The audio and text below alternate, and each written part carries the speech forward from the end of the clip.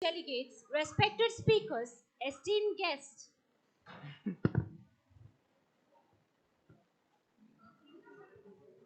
She said to stop. Yeah, yeah. A very good afternoon, distinguished delegates, respected speakers, esteemed guests, and my dear participants. I hope everyone had a refreshing lunch break. As we gather once again, let us bring our focus back to the purpose that unites us here today: sharing knowledge, inspiring innovation, and strengthening global collaboration. Now we will move further with the session by speaker Dr. Rachel Bolton King ma'am. I request Ms. Aishwarya Lakshmi, Assistant Professor, Department of Forensic Science, to give an introduction about Dr. Rachel Bolton King ma'am.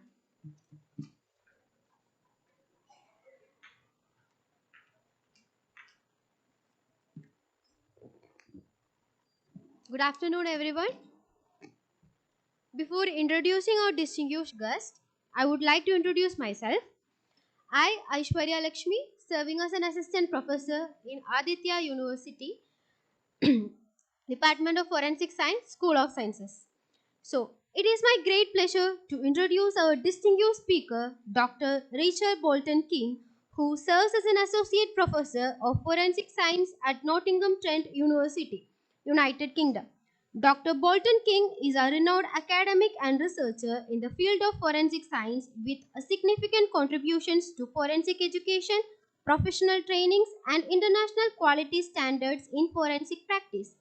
Her work focuses on advanced intelligence led investigations and strengthening the future workforce of the forensic science professionals. Today, she will be delivering a talk on the topic The Future of Forensic Science, Intelligence Led Investigations, Global Quality Standards, and the Next Generation Workforce. Please join me in warmly welcoming Dr. Rachel Bolton King.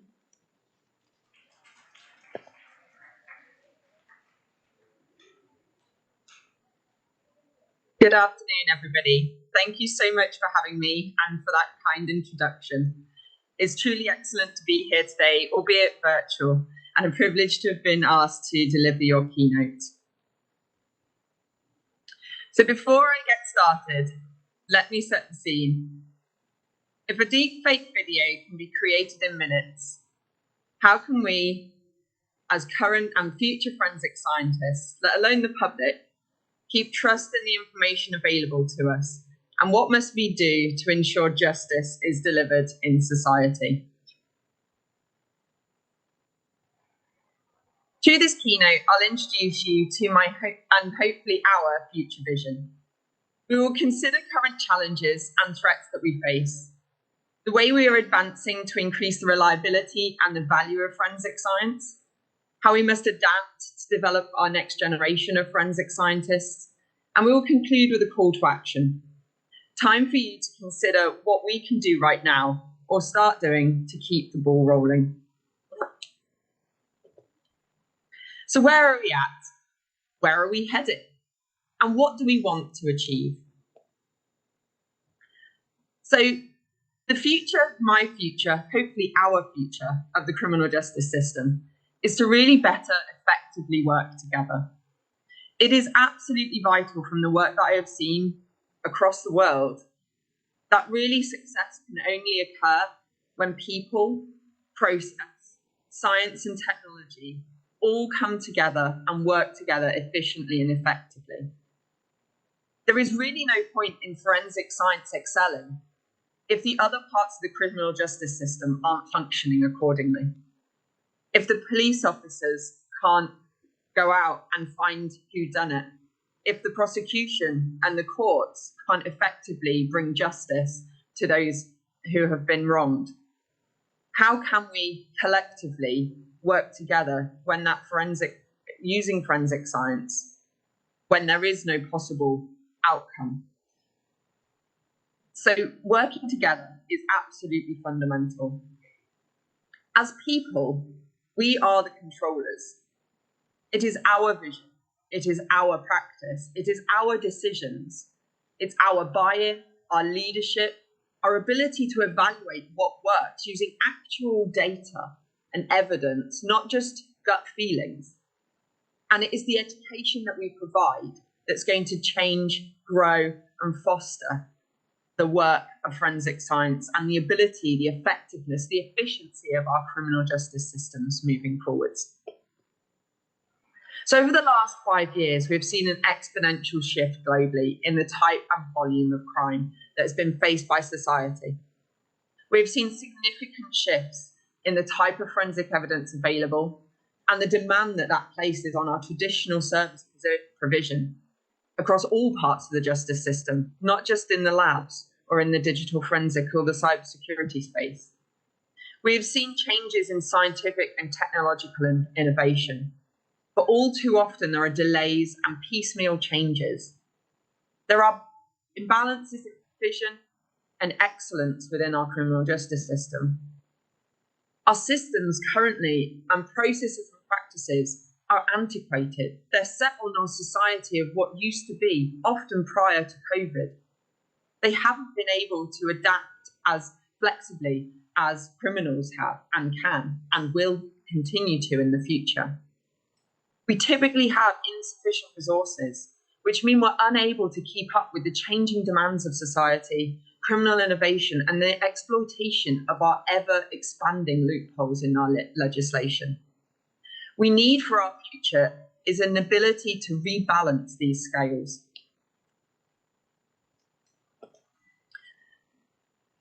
Due to the excessive and often unnecessary demand that is now being placed on our digital forensics and our cybersecurity provision by policing and law enforcement, we are at risk again of losing critical expertise and struggling to maintain our competencies in our traditional forensic sciences. Whilst completely understandable that digital evidence is absolutely everywhere and every crime involves some form of digital evidence or the meta-universe or the cybersecurity space, digital has become our new version of DNA back in the 1980s when that came about, and has the potential to bankrupt us again if we're not able and willing to adapt to the needs and help us to communicate and educate policing colleagues on what forensic evidence may provide the most valuable and probative evidence to aid their investigation or to solve their case. Traditionally, forensic science has been able to provide that evidential value to the court. That's been its primary objective. Fingerprints have been used as a method of human identification for thousands of years, with their evidential application in criminal proceedings being relatively recent, over the last 100 years or so. However, the value of such marks and the other forms of forensic evidence that can investigate and link crimes is comparatively recent, decades. With advances in computing, the development of electronic databases and algorithms to now quickly analyze and compare vast amounts of data becoming much more accessible and affordable, the potential for using forensic data as an intelligence tool to transform raw forensic data into actionable information for decision-making throughout systematic analysis can now aid our investigations and help policing. It can detect emerging trends and threats and even be able to use to predict and prevent future crime. However, our access to technology is not fair and it is not equal. The money that is required to build, maintain, and continually develop these databases is just not there across any part of the whole of the world.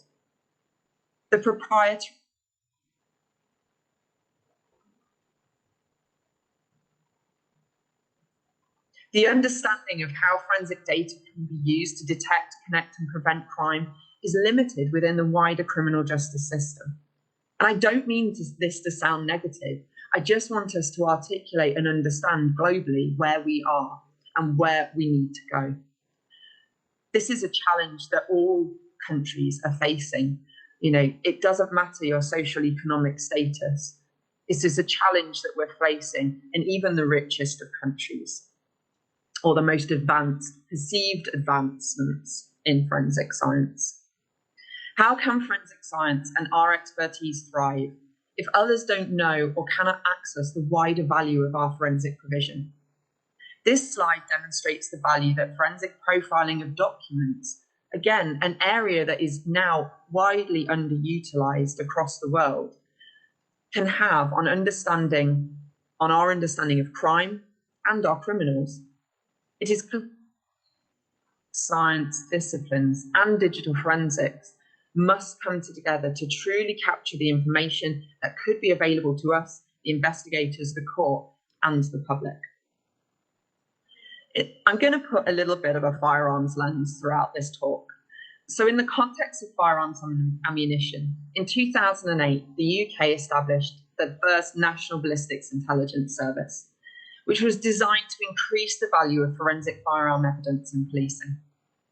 However, we have never been able to maximise its potential, as it's still a massively underutilised service within our UK policing provision. In the UK, and I would go so far as to say that America are doing far better than we are.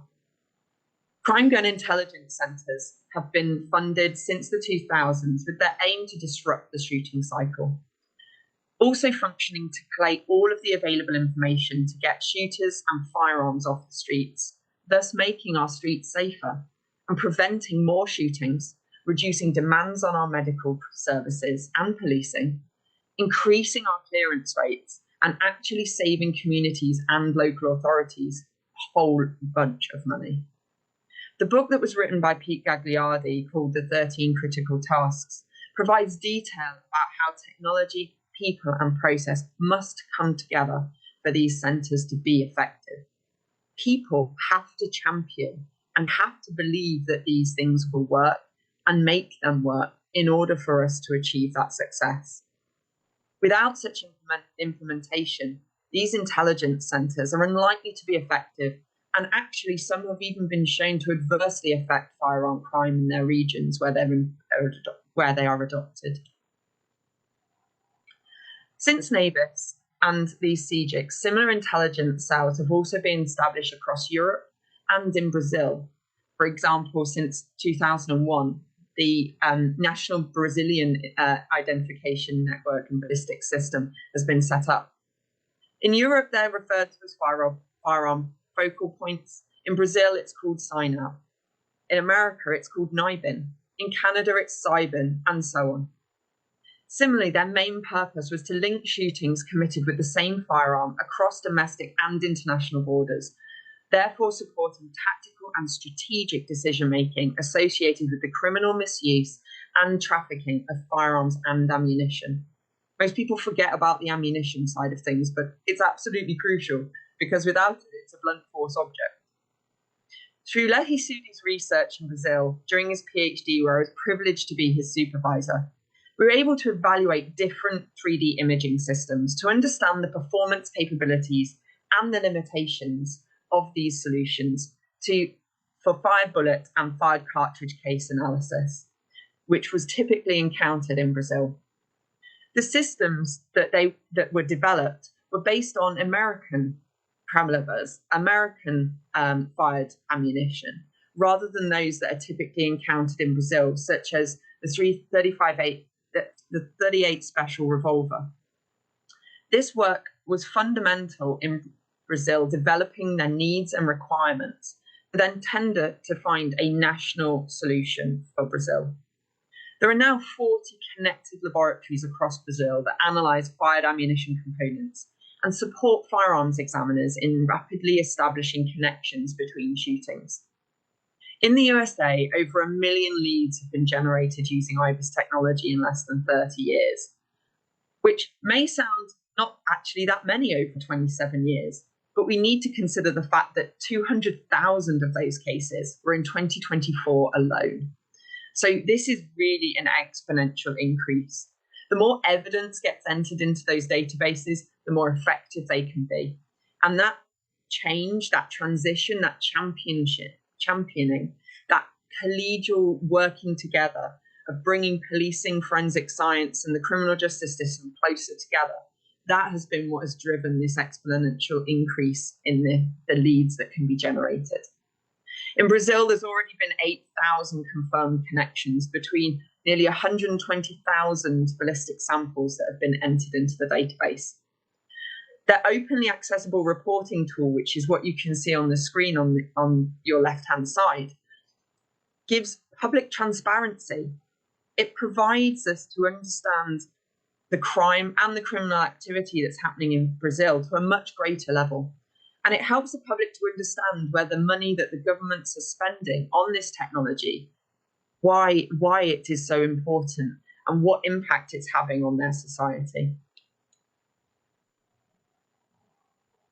One of the key issues, however, with these intelligence-focused technologies are they're typically designed to provide rapid and unconfirmed connections.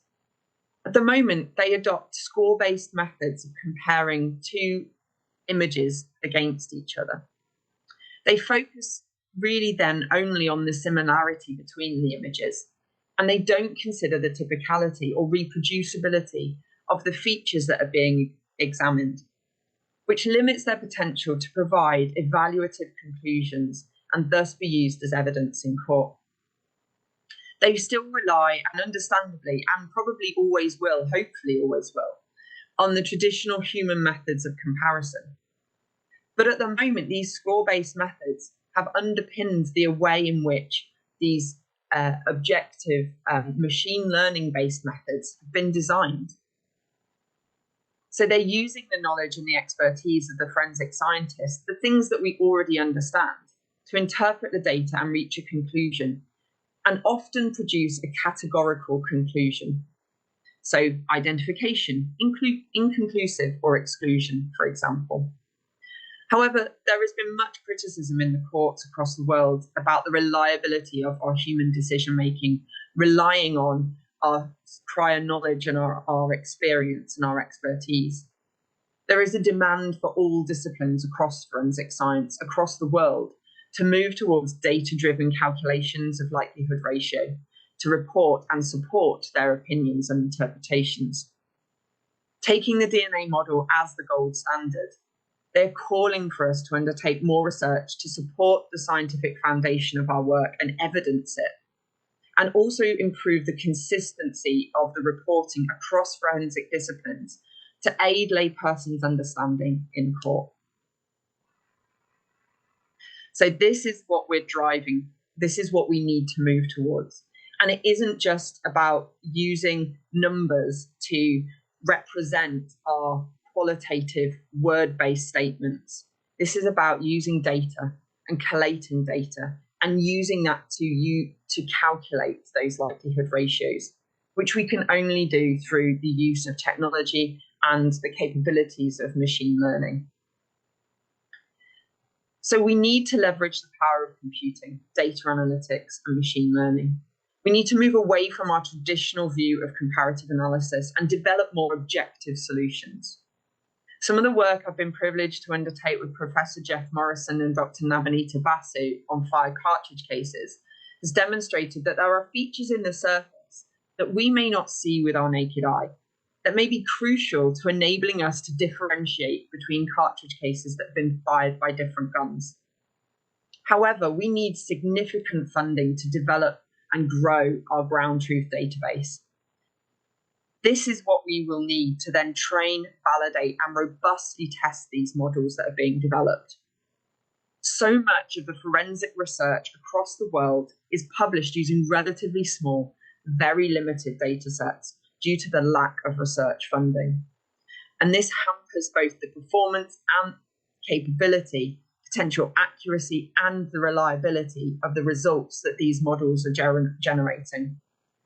When we publish our data too soon, it also reduces the reliability and the trust that the court and the public place on these systems. And it's very difficult to overcome and change their mindsets once something has not worked or has not produced what they believe to be the right outcome.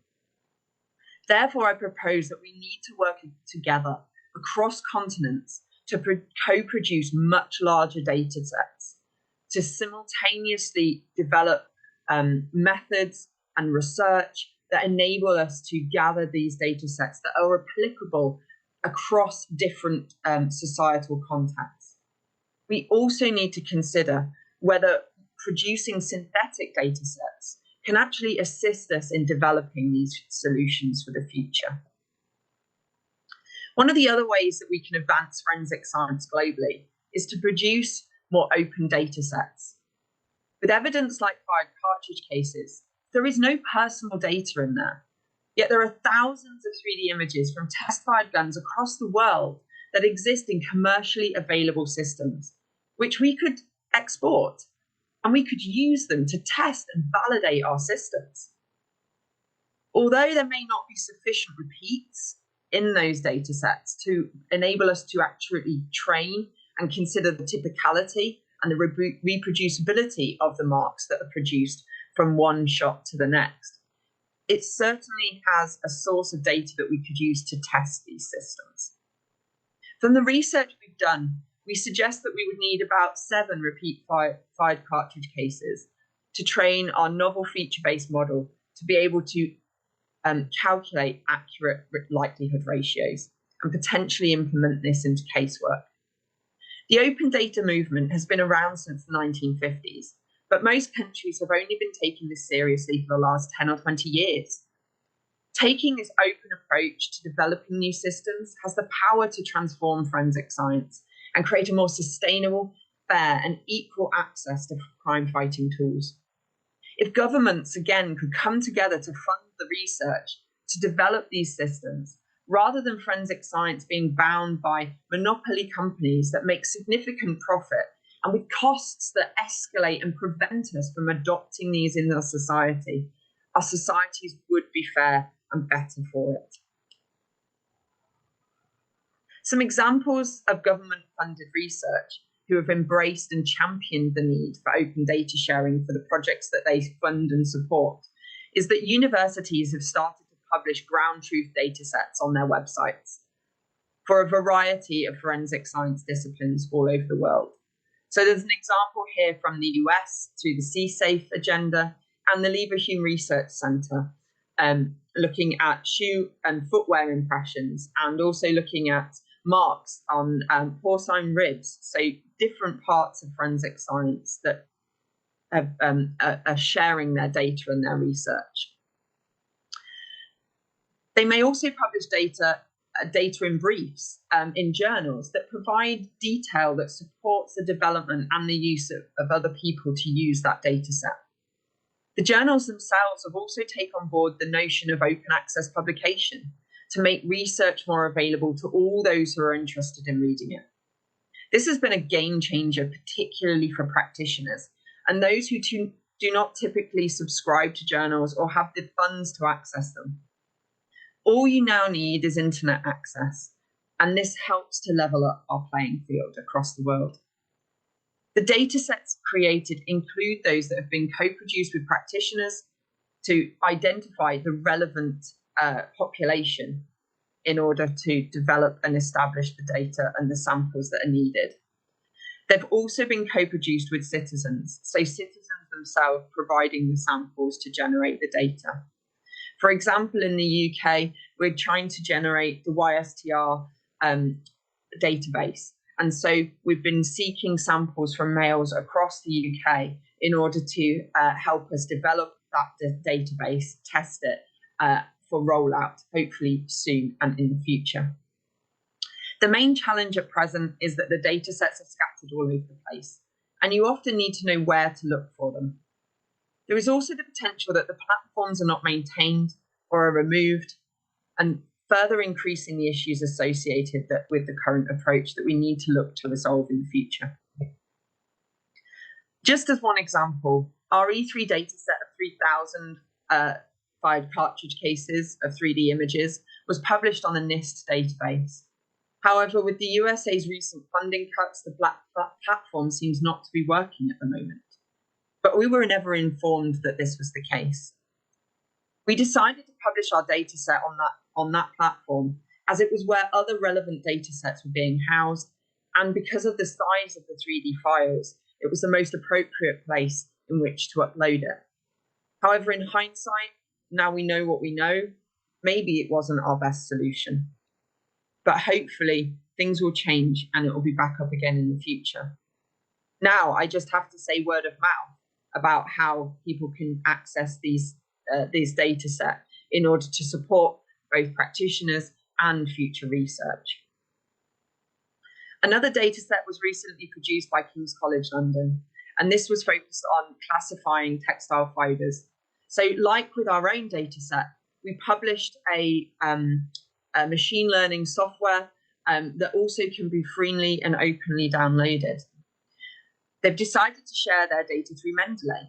Another challenge and danger is around that data persistence. So what happens when the funding runs out? What happens if GitHub, which is another platform for sharing and storing that software for download, what if that's discontinued? Where does the data go, and who is responsible for managing that process? When it comes to forensic science data collection and practice, what about our language? How often do we use different words across the world to mean the same thing? How do we start to align terminology across stakeholders, across disciplines, and help to resolve those language barriers when innovation happens simultaneously in every country in the world? In the firearm field, for example, documents or lexicon have been created to try to do this. For example, the ARCS, the Arras Arms and Munitions Classification System, has been written to describe and classify based on the firing mechanisms of these weapons, rather than their uses, which was what was previously done before.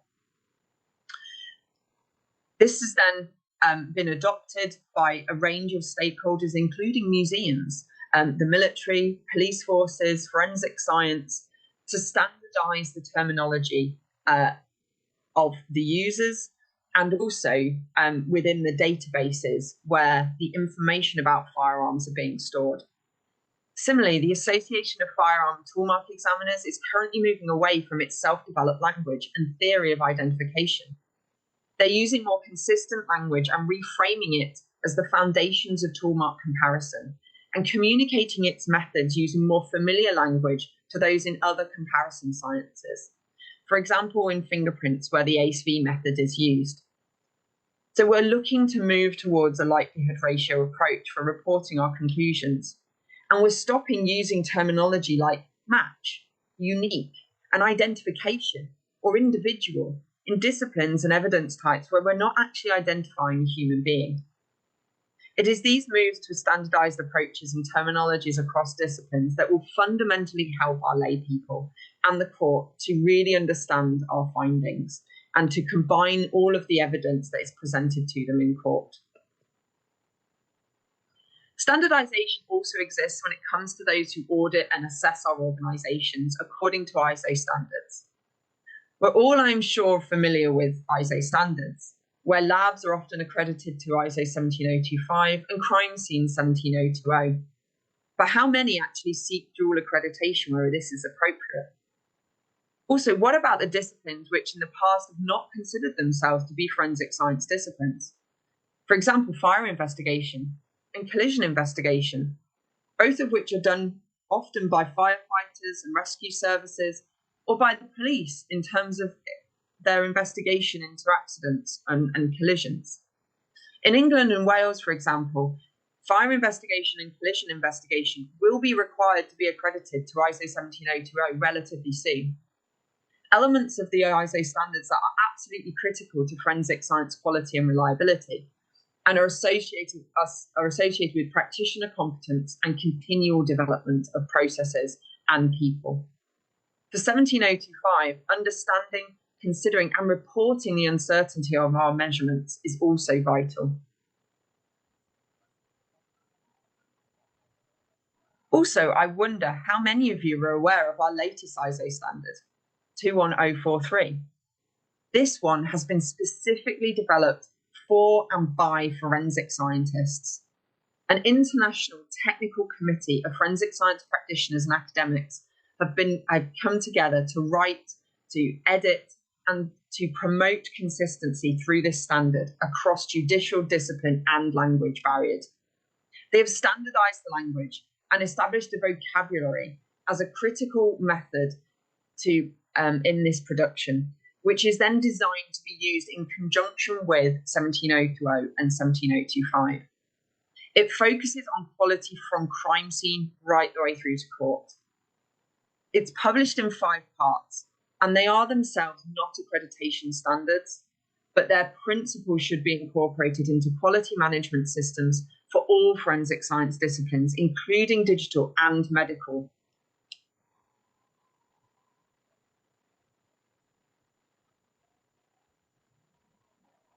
There are other international collaborative efforts that have also been undertaken to develop our quality standards, and these have been produced through the organisation of the Scientific Area Committee Forensic Science, also known as OSAC, which is based in the USA.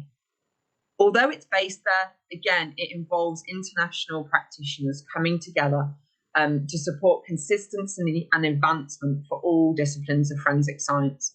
And they also champion the open access model through their government funding. In the UK, you may know that we've taken a slightly different approach. And we've also legally mandated the need for accreditation by all providers of forensic science activities. We introduced primary legislation, the Forensic Science Regulator Act in 2021.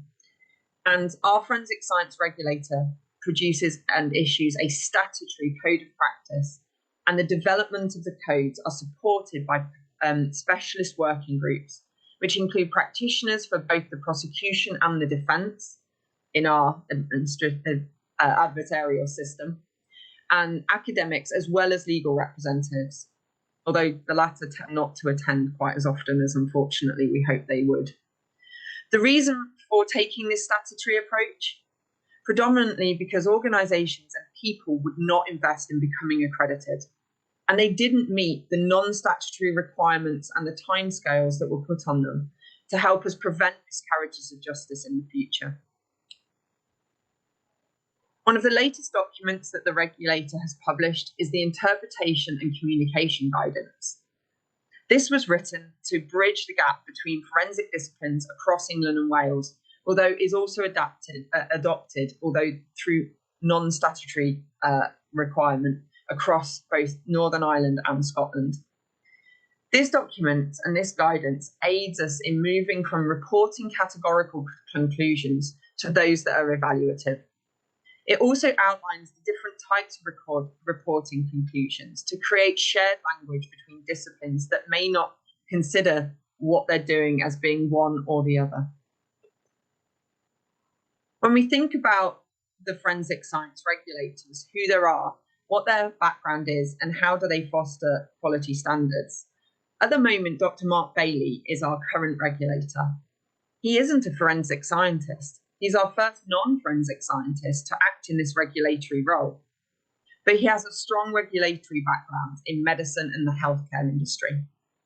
He is supported through working groups by a range of working groups who are comprised of practitioners, academics, and legal professionals. Incident examination, as one working group, for example, includes the subgroups of fire investigation and collision investigation. Representatives from all disciplines are included in developing the interpretation and communication guidance. And I'm lucky to sit on the interpretation working group as a representative for our professional body, the Chartered Society of Forensic Sciences. And I also sit on the firearms working group to provide an academic perspective and input to ensure that we're informed by research as well. Thinking beyond communication and the need for a shared language, there are groups also researching the impact of quality management and the impact of disclosure on their systems across the world. Some of the biggest areas of concern are around demonstrating and assessing competence as part of the accreditation process, the negative perceptions and culture that is currently associated with quality management, and the issues that exist around data quality. These attitudes and negative mindset needs to be reframed to enable us to grow. We need to stop seeing accreditation as a barrier, but as a facilitator, and we need to embrace it and adapt our ways of working to welcome this approach into our daily practice and our future workflow. Thinking about productivity and workflow, there's even been research and projects to establish what works in the design and the planning of new laboratories and working spaces to maximize operational performance. For example, the Foresight project. Our working environment is critical to our productivity and our well-being. From the research I did through France, the UK, South Africa, and the US during my Churchill Fellowship, it was apparent that feedback through all parts of the criminal justice system was vital in motivating our forensic scientists. They needed to understand how their contribution, the hours that they spend, the overtime to work a case, and how they performed in court is vital to enable them to know that their time was worthwhile. It was valued, regardless of the case outcome or the probative value of the evidence itself. That feeling of contribution, of inclusion within the team, and that positive feedback, or constructive criticism is vital to enable us to grow and to develop and to keep working in the forensic science space. Not only do we need to consider the design of our laboratories and their proximity to police stations and law enforcement agencies, we also have to think about what crime is it for the future. Over the last 20 years, we've seen declines in certain crime rates, yet public perception is that crime is still rising. Fundamentally, we know that the type of crime being committed is changing, and there are many reasons and factors as to why some crime types are declining, some are stable, and others are increasing. Also, the extent to which this is happening, and that will obviously vary in different parts across the world. While preparing this talk, I considered what I knew about the evolution of crime, and I wondered how it compared to that of Copilot. So from the prompt I gave it, Copilot produced this timeline across 3 decades based on globally available data. It suggests cybercrime, organised crime, and illicit drug markets and environmental crime are our biggest areas of concern. Interestingly, it wasn't too different to what I thought, but perhaps you have a different view and a different insight. I'd be interested to hear what you think as well. Again, this insight further highlighted our need to bring traditional, digital, and cyber together to symbiotically inform police investigations. The importance of combining knowledge and data to support our cases in a timely and effective manner, and develop a positive quality mindset and culture in the workplace. It is vital we think now about how to develop a next generation workforce that embraces quality management, accreditation, and continually strives for improvement and growth in forensic science rather being opposed to change. A workforce that is intrinsically motivated to enable us to move from a reactive service delivery to a proactive, intelligence-driven system that helps reduce and prevent crime in an unbiased manner to make our communities safer. We need a workforce that is resilient and questions the work they do and why they do it. Within university and higher education, we need to create courses that foster openness and interdisciplinary working, develop sustainable practices, and provide a growth mindset. We need to develop authentic assessment and align our curriculum to the skills and competencies needed for our future practitioners and ways of working.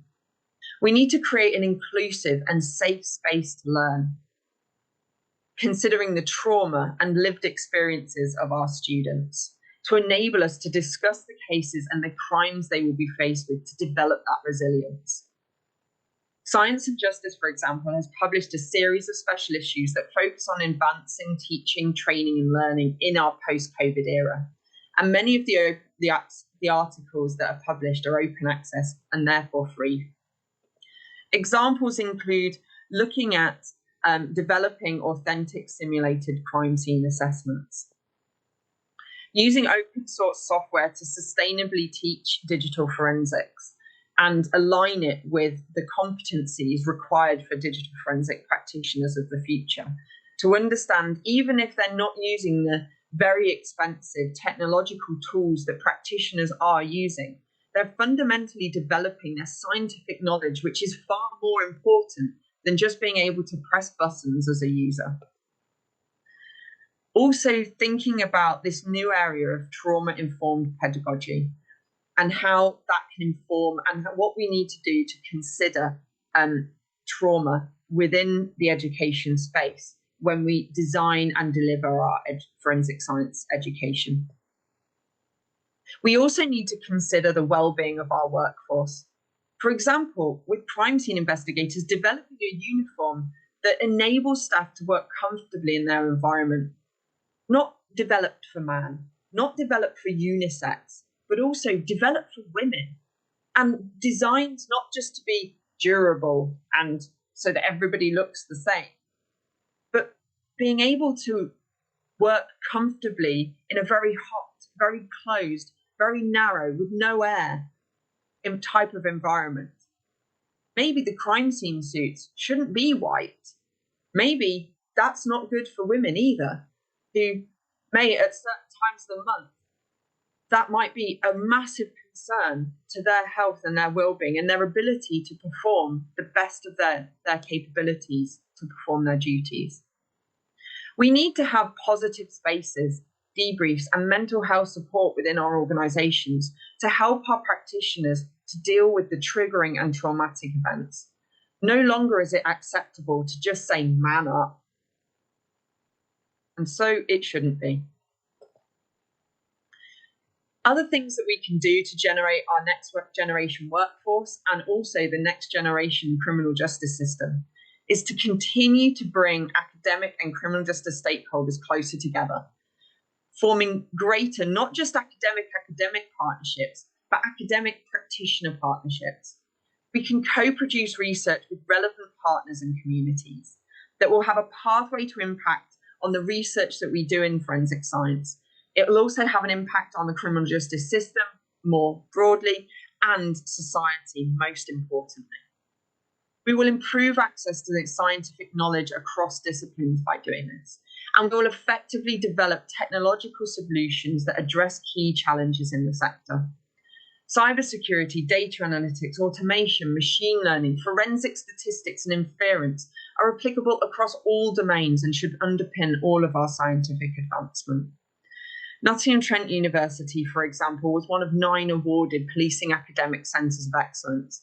And our aim, our mission, our purpose for our funding is to bring policing and academics set closer together across institutions, across police forces and law enforcement agencies, to help us implement and showcase the research and innovation and science and technology that exists within academia and make it more accessible to policing for implementation and adoption, to help policing achieve their aims and their visions for the future.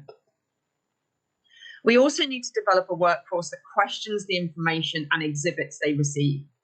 In a society now flooded with fake news and the ability to produce and distribute deep fakes within minutes, it's vital we teach our workforce how to critically evaluate the products of Gen AI, how to understand machine learning and authenticate media, and detect counterfeit products to help make sure we keep our communities safe.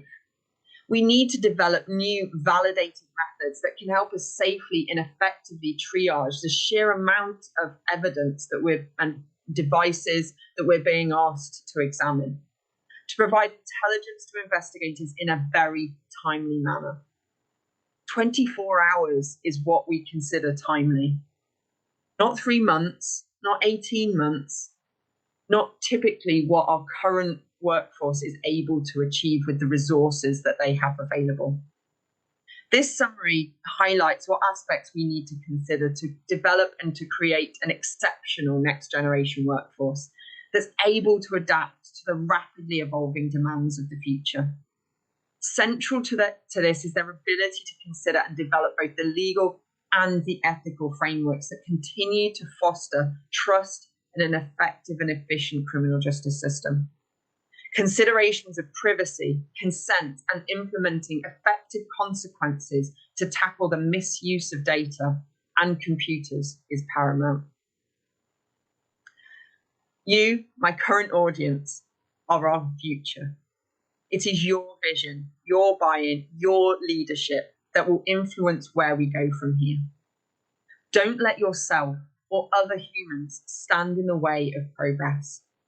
Instead, ensure we focus on bringing those people, process, and technology together to champion it, to ensure that we succeed in creating a better future for ourselves and that we are ready for whatever the future brings. With that in mind, I raise a call to action. I, as you, what do you do in your role? What can you do in your role to enhance our current ways of working and influence the development of our next generation workforce to effectively and efficiently investigate crime and make our communities safer? Thank you very much for listening. My contact details are provided by the QR code if you'd like to get in touch, and I welcome any questions that you might have.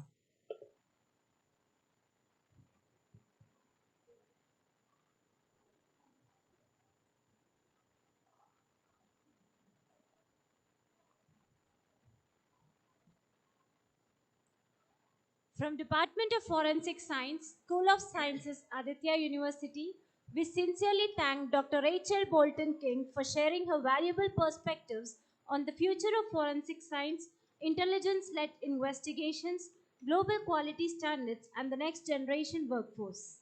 Your thought provoking insights into the evolving landscape of forensic science, international quality standards, and the importance of preparing the next generation of forensic professionals have truly enriched this conference. Thank you once again, ma'am, for your time, expertise, and inspiration contribution.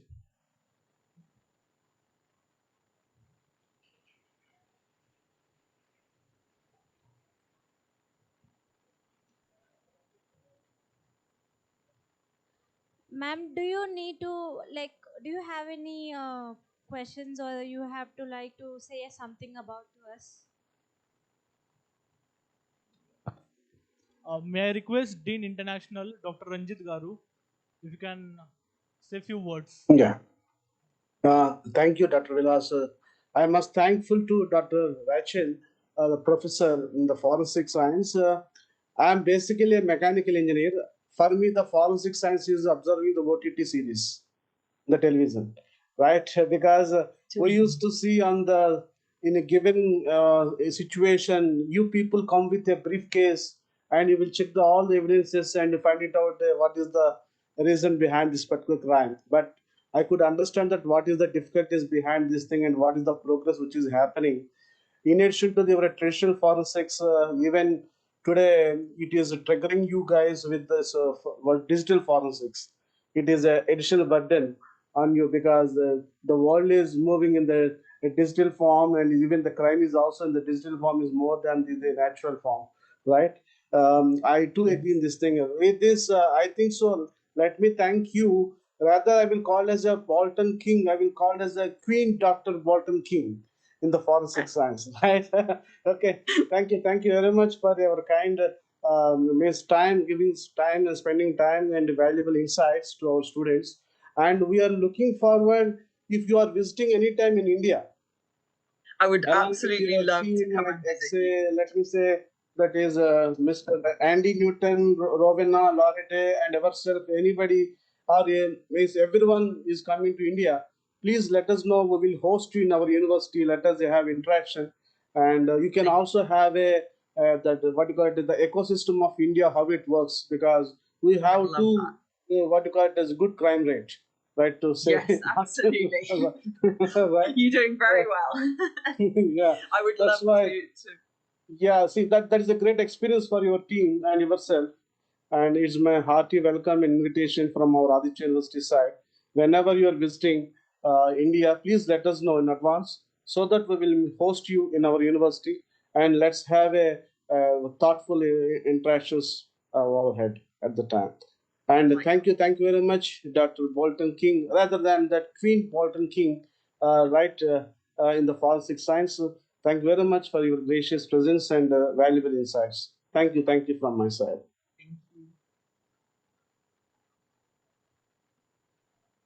Over to Vilas.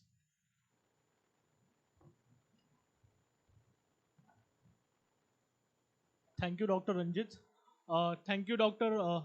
Bolton King Rachel ma'am. Thanks for sharing your thoughts with us. And we look forward to many such sessions in near future. So once again, I thank on behalf of Department of Forensic Science, School of Sciences, Aditya University. Thank you so much.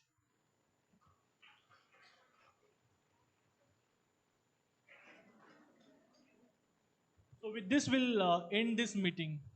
Thank you, ma'am. Thanks for joining with us. Thank you. Have a great rest of your conference. Thank you very much. Thank you.